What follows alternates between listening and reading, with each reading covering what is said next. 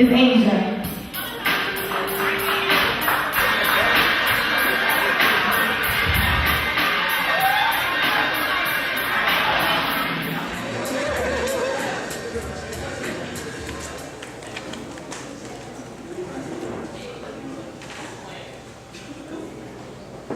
It's a process, an involuntary function by which lung muscles expand and contract fat.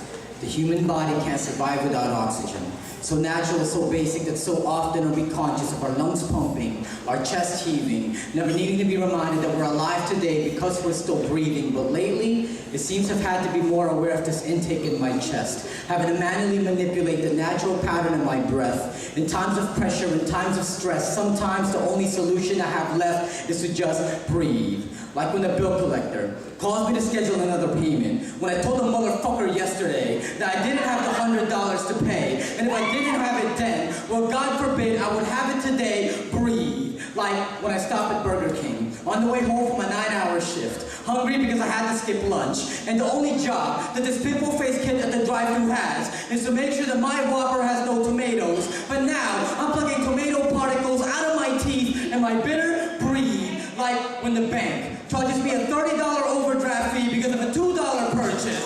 But when I call customer service about this injustice, I have to repeat myself 10 times to a voice-activated menu who wouldn't even let you talk to a human being until it registers your account number correctly. 4, motherfucker, I said 4! Breathe. Until one day everything falls into perspective.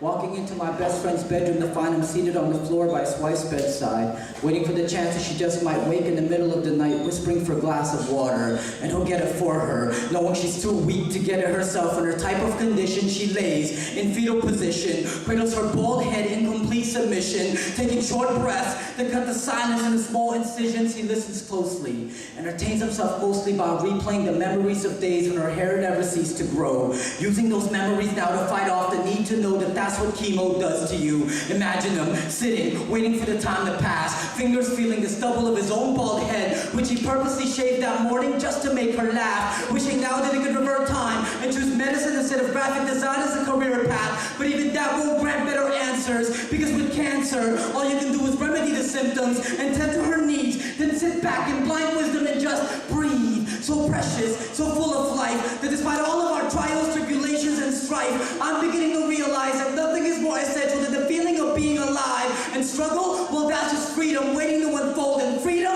is just the breath that refuses to grow old. And the breath is just a soundtrack to the stories of life that need to be told. So to you I offer this life, to you I offer this peace, to you I offer the simple solace of oxygen being inhaled and released. Because anything worth happening happens between the inhale and the exhale, between conception and death. And time fills the spaces between with a beat by which we tune our breath. Time is ticking, slipping faster than we can expect. So I can afford any more time trying to define what comes next. I'm living now. I'm living today. I'm living as if the entire world is my stage. My God is watching, waiting on me to achieve. So I respond by holding my breath the moment I step up to the mic to speak. And when my time is done, I'll return to my seat, knowing that with every breath, I live my life to its very best. And only then will I breathe.